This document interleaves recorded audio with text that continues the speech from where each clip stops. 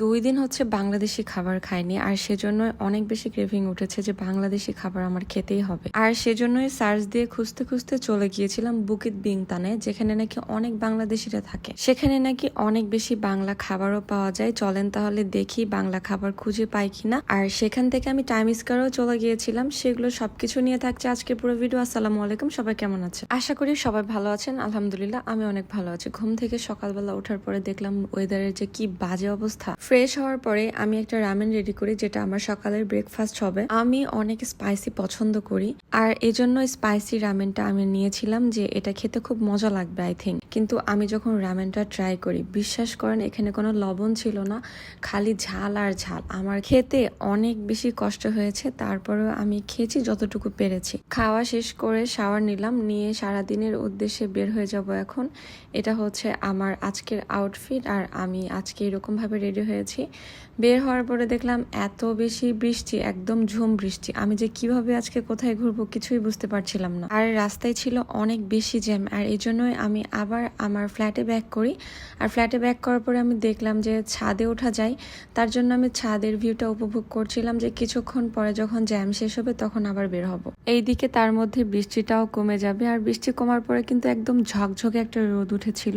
আর সেজন্যই আমি grab call করি, মানে আমাদের দেশে যেটাকে উবার বলে, গ্র্যাবে কল করে আমি চলে যাই বুকিত বিনতাঙে। কারণ যেহেতু বৃষ্টি হয়েছে, ভাবলাম আজকে আর কোথাও ঘুরতে না যাই, আজকে শুধু নিজের মতো করে শপিং করব, বাংলাদেশি খাবার খাবো, আর মালয়েশিয়ার কিছু স্ট্রিট ফুড দেখবো। যদি ভালো লাগে সেগুলো ট্রাই করে দেখবো। কিন্তু অ্যাকচুয়ালি আমি একা একা ছিলাম, আর সেজন্য কতটুকু ভিডিওতে দেখাতে পারবো জানি না। আমি যখন যে দেশে যাই না কেন, সেখানকার স্ট্রিট ফুড বা তাদের ট্র্যাডিশনাল ফুড আমার খুবই বেশি ভালো লাগে দেখতে।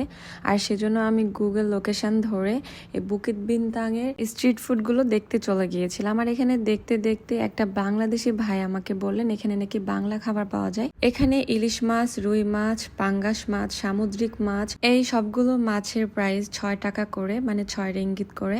এখানে কিন্তু আলু ভর্তা ছিল, মাছ ভর্তা ছিল। আমি আলু ভর্তা নিয়েছিলাম, যেটার প্রাইস ছিল 2 রিঙ্গিত। ভাতের প্রাইস ছিল 3 রিঙ্গিত। আর গরুর মাংস, খাসির মাংস, মুরগির মাংস, এগুলো গরুর মাংস মনে হয় 10 রিঙ্গিত ছিল, 12 রিঙ্গিত ছিল খাসি, আর মুরগি ছিল 6 রিঙ্গিত। ভেবেছিলাম মালয়েশিয়ার এই ট্র্যাডিশনাল ফুড মানে স্ট্রিট ফুড গুলো আমি ট্রাই করব, বাট বাঙালি বলে কথা, বাংলাদেশি যেখানে যায় ভাত খোঁজে।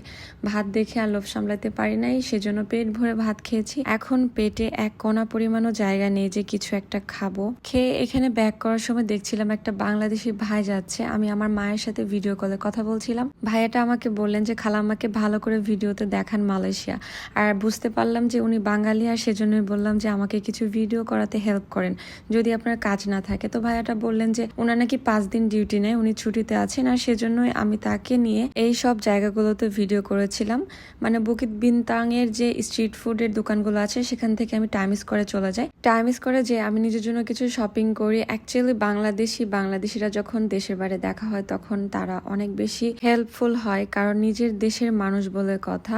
যাই হোক, ভাইয়ের বাসা এখানেই ছিল, আমি ওনাকে এখান থেকেই বিদায় দিয়ে দিলাম। সব থেকে মজার ব্যাপার কি জানেন, মালয়েশিয়ার যেখানে যাবেন সেখানে বাঙালিতে ভরা। মানে আমার ছবি তোলা বা ভিডিও করাতে এত বেশি কষ্ট হয়নি। সব জায়গায় বাংলাদেশি আছে, আর আমি তাদেরকে দেখলেই বুঝতে পারি উনি বাংলাদেশি। তখন ছবি বা ভিডিও করে দিতে বলি, এভাবে আমার ছবি ভিডিও কমপ্লিট হয়ে যায়। কেএলসিসির পাশ দিয়ে স্যালোমা ব্রিজে যেতে হয়। আমি অনেক ভিডিওতে দেখেছি স্যালোমা ব্রিজ, আর এই জন্য আমার স্যালোমা ব্রিজে যাওয়া। রাতে এই ব্রিজটা দেখতে খুবই সুন্দর লাগছিল। এখন চলে যাব বাসার উদ্দেশ্যে। তো আমার আজকের সারাদিনের ভিডিও এই পর্যন্ত। দেখা হবে নেক্সট কোনো ভিডিওতে। সেই পর্যন্ত সবাই ভালো থাকবেন। আল্লাহ হাফিজ।